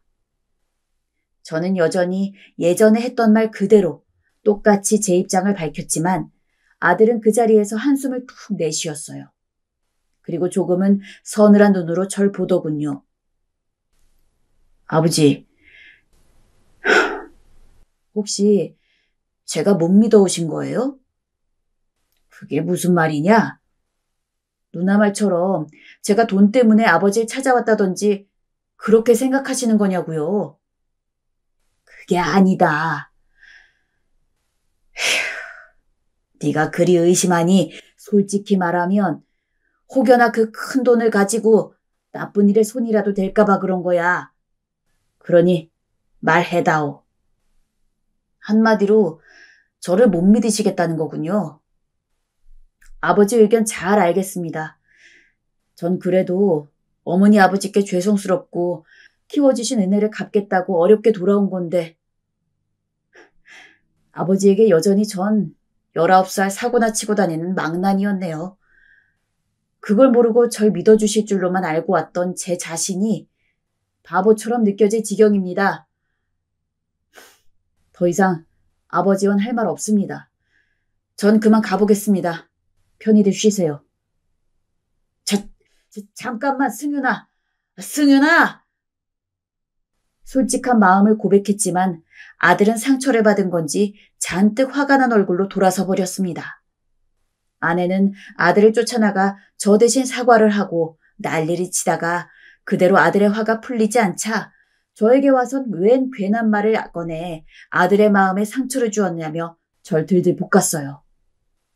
저도 아들이 그렇게 나가니 마음이 좋지 않았어요. 정말 아내의 말대로 그냥 돈을 빌려줬어야 했나 하는 생각이 들었지요. 그렇게 잠 못 들고 마음이 복잡해져 가고 있을 무렵 갑자기 험상궂게 생긴 남자가 저희 집 근처를 어슬렁거리고 있더군요. 커다란 문신과 흉터에 우락부락한 몸, 좋지 않아 보이는 인상, 딱 봐도 험한 일을 하는 사람 같아 왠지 좋지 않은 예감이 들었습니다. 무슨 일인데 여기 있는 겁니까? 허나 제 말에도 그 사내는 바로 뒤돌아 가버리더라고요. 뭐 별일 아니겠지 싶었지만 왠지 느낌이 쎄해 저는 아들이 왔을 때 말을 해봐야겠다 생각했어요. 저는 아들의 얼굴이 어른거려 아들에게 돈 얘기를 하자며 다시 전화를 걸었고 아들은 돈 얘기라는 말에 못 이기는 척 자신이 집으로 오겠다고 했습니다. 아들이 집 앞에 도착할 시간에 전 아들을 마중 나가기 위해 집에서 조금 떨어진 길까지 걸어갔어요. 이 길을 걸으면서 아들과 얘기하면 뭔가 대화도 잘 풀릴 것 같았고 부자 사이도 다시 원래대로 되돌아갈 것 같았거든요. 어느 정도 길을 걷자 아들의 뒷모습이 보이더군요. 그런데 누군가와 통화를 하는 듯한 아들의 목소리가 들렸고 저도 모르게 그쪽에 귀를 갖다 대어 무슨 이야기를 하는지 들어보았습니다. 하지만 그 통화 내용은 차라리 듣지 않는 게 낫겠다 싶을 정도로 너무나 충격적이었어요. 조금만 있어봐. 내가 그 돈 어떻게든 마련한다니까. 기다려 보라고. 노인네가 어마어마하게 돈이 많아. 어머니 때문이라도 금방 넘어올 거야. 나 그 돈 못 받으면 끝이야. 내가 그 상수 형님 돈 가지고 도박장에서 다 말아먹었는데 그 조폭놈들이 날 살려두겠어? 지금도 아마 나 찾고 있을 거야. 혹시라도 여기 알기 전에 빨리 떠야 해. 그러니까 너도 절대 정보 흘리지 말고 잘 숨어 있어. 어? 내가 나중에 전화할 테니까. 이제 끊어. 통화 내용을 들어보니 대충 짐작을 할 수 있었습니다. 아들이 노가다를 하면서 열심히 하려던 건 거짓말이었죠. 아들은 조직폭력배인 사람의 돈을 빼돌려 도박을 했고 그 돈을 날려 쫓기고 있는 상황이었던 겁니다. 그리고 저희에게 온 이유도 그 10억, 돈을 채워놓기 위해 온 것이었죠. 그 순간 분노로 몸이 떨리면서 온몸에 통증이 찾아왔습니다. 아들을 완전히 믿는 건 아니었지만 이런 무섭고 끔찍한 일에 가담했을 거라고는 상상하지도 못했습니다. 그래도 마음 한구석 아들이 개과천선해서 돌아온 거라고 믿고 있었는데 그래서 자식을 기다리고 있을 이 가여운 부모를 찾아온 거라고 믿었는데 그게 아니었다니. 저는 충격을 받으면 안 된다는 걸 알면서도 그만 다리에 힘이 풀렸고 정신을 잃지 않기 위해 한 발 한 발 디디며 겨우 집으로 돌아갈 수 있었어요. 그런데 집에 도착하자마자 긴장이 풀린 건지 현기증이 났고 마지막으로 귓가에 들었던 게 제 아내 목소리였던 것 같아요. 여보. 저는 병원 침대에서 눈을 떴고 눈을 떴을 땐 아들과 아내가 제 옆을 지키고 있었습니다. 아들은 걱정하는 눈으로 절 바라보고 있었어요. 아버지, 갑자기 쓰러지셔서 깜짝 놀랐어요. 그나마 흙바닥에 머리를 부딪히셔서 다행이지. 다른 곳이었다면 정말 큰일 날 뻔했어요. 의사도 천만 다행이라고 하더라고요. 무슨 충격적인 일이라도 경험하신 거예요? 허나 저는 아들의 그런 걱정 어린 목소리도 눈빛도 모두 가증스러웠습니다. 전 잔뜩 쉰 목소리로 병실에서 나가라고 했습니다. 다시 네 놈 꼴도 보기 싫다고요. 그러자 아내가 무슨 말이냐는 듯 눈을 동그랗게 떴고 아들놈도 얼굴이 한순간에 굳어졌습니다. 왜 그러세요, 아버지? 내가 못 들은 줄 알아? 그날 다 들었어. 네가 왜 우리 찾아왔는지 다 알게 됐다고. 그러니 썩 꺼지라고! 제 말에 아들놈은 입술을 꾹 깨물었습니다. 아들놈은 제게 언제부터 한 거냐고 물었고 저는 통화를 엿들은 그날이라고 대답했습니다. 그러더니 아들놈은 안색을 싹 바꾸고 묻더군요. 이어지는 아들의 말은 정말 가관이었어요. 그래서 안 주실 거예요? 뭐? 10억 안 주실 거냐고요. 저 장례 치러야 될지도 몰라요. 여보, 대체 이게 무슨 말들이에요? 설명 좀 해봐요. 승윤아, 네가 장례를 치른다니. 아니 이게 뭔 말이야? 어머니, 솔직히 말씀드릴게요. 저 죽게 생겼어요. 제가 조직폭력배에 있을 때 돈을 슬쩍 한 게 있는데 그걸 갚지 못해서 쫓기고 있어요. 정해진 기일 안에 10억을 주지 않으면 전 어떻게 될지도 몰라요. 장기를 팔아야 할지도 모르는데 아마 장기로는 그 돈 안 갚아질 거예요. 뭐? 아내는 너무 충격을 받았는지 잠시 몸을 휘청거렸고 저는 다시 급격히 머리가 아파지는 느낌에 병실 침대에서 눈을 감았습니다. 아들은 그 와중에도 꿋꿋이 당당하게 계속 말을 이어나갔어요. 만약 돈을 안 갚으면 여기서 장례를 치러야 할 수도 있다고요. 부모 앞에서 차마 못할 말까지 하면서 떳떳하게 돈을 요구하는 아들의 모습에 저도 아내도 할 말을 잃었습니다. 잠시 후 아내는 상황이 모두 파악되었는지 침대에 얼굴을 파묻고 오열을 하듯 울고 아내의 울음소리에 병실 사람들 시선이 모두 몰렸습니다. 그리고 아내는 처음으로 아들의 뺨에 손을 대었어요. 이놈아, 돈 때문에 우릴 찾아온 거였어? 결국 돈 때문에? 왜 대체 그런 못된 짓은 한 거야? 왜? 우리가 뭘 그리 너한테 잘못했니? 먹여주고 재워주고 길러준 것밖에 없는데 왜 바른 길로 가지 못하고 늘 그런 나쁜 길만 가는 거야? 왜? 하지만 아들은 아내의 손이 수차례 자기 몸을 두들기고 때려도 표정 하나 변하지 않았고 오히려 절 바라보며 10억을 입금해달란 말을 남기곤 뒤돌아 병실을 나가버렸습니다. 우두커니 저와 아내만이 남겨지자 그제야 저 역시 속에서 열이 올라왔습니다. 아들은 제게 주먹을 들었던 날 그 어린아이에서 조금도 변하지 않았어요. 변했다고 믿고 싶었지만 그건 그냥 저희의 희망사항일 뿐이었죠. 검사를 다 받고 아무 이상이 없다는 걸 확인받은 후에 퇴원하여 집으로 왔어요.